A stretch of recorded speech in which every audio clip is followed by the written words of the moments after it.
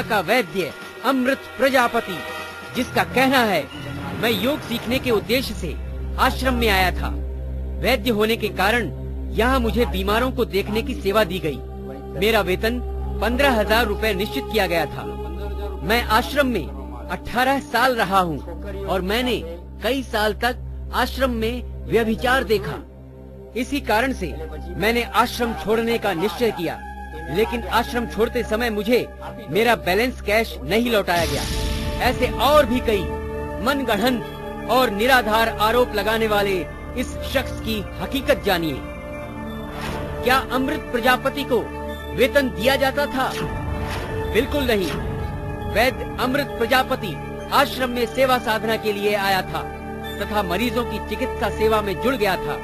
संस्था ने उसे कभी भी पगारदार नौकर के रूप में नहीं रखा और न ही उसके साथ वेतन संबंधी कोई लिखित करार भी किया था।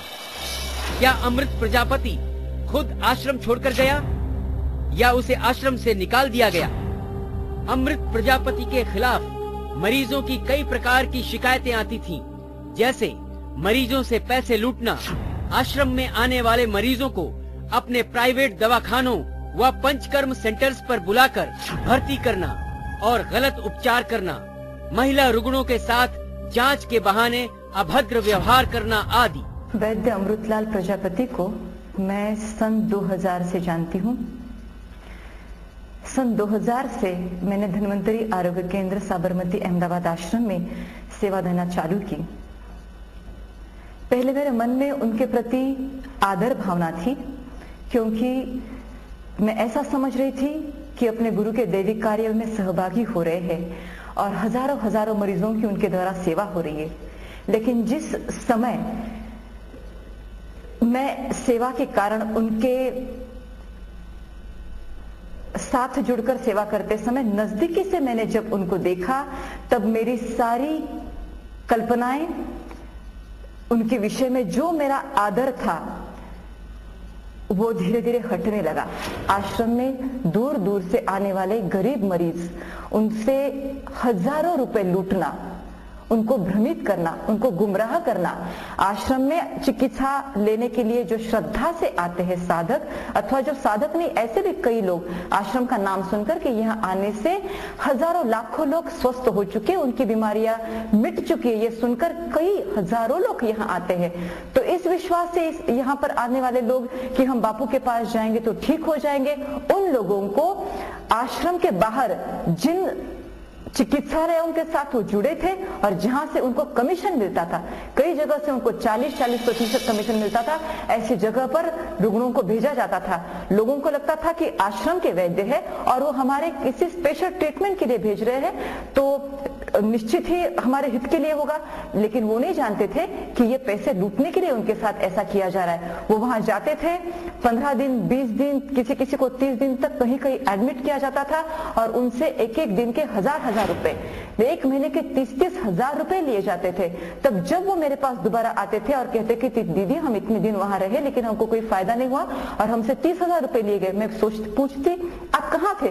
तो हमें बड़ौदा में किसी सेंटर में एडमिट किया था, कोई कहेगा कि दिल्ली के किसी सेंटर में एडमिट किया था, कोई कहेगा कि यहाँ अहमदाबाद के किसी सेंटर में। तो मैं कहती थी हमारा इस प्रकार का कोई भी सेंटर आश्रम के बाहर नहीं है, जितनी वैद्यकीय सेवाएं है वो आश्रम के अंदर है। आश्रम के बाहर जो भी है, आप कोई भी बिना हमें पूछे, बिना हमें सूचित किए कृपया न जाए, क्योंकि ये आपके साथ धोखा हो रहा है, आपसे पैसे लूटने का ये एक सरासर एक विथ प्लान, ये एक साजिश है और जिसके शिकार आप न बने। जब इस प्रकार की भी कंप्लेंट्स मेरे पास आने लगी, मैंने दोबारा उनको सूचित किया कि वैद्यराज, आश्रम में आने वाले श्रद्धावान लोगों के साथ आपके द्वारा ये होने वाला व्यवहार कदापि आश्रम सहन नहीं करेगा। कई बार इमरजेंसी केस में भी वो केवल फोन से ही सलाह देता था, रूबरू जांच करने का कष्ट तक नहीं लेता था। श्रद्धालु भोले भाले भक्तों का उन अन्य डॉक्टरों को केस रेफर करता था जिनके साथ में उसका कमीशन का सेटिंग होता था। उसके इस अनुचित व्यवहार के लिए उसे बार बार समझाए जाने पर भी जब उसके व्यवहार में परिवर्तन नहीं आया, तब उसे आश्रम से निकाल दिया गया। ये रहा वो दृश्य जब अमृत प्रजापति को आश्रम से निकाल दिया गया था। तो आपका हेतु केवल लोगों का शोषण करना हो गया है। पैसा कमाने का सिद्धांतों से बिल्कुल विपरीत है। और उसके लिए हम आश्रम वाले आपको मदद करें, आश्रम की ओर से आपको अलग अलग स्थान पर पैसा से मिलने का मौका दे, ये तो शोषकों को समर्थन देने की बात है।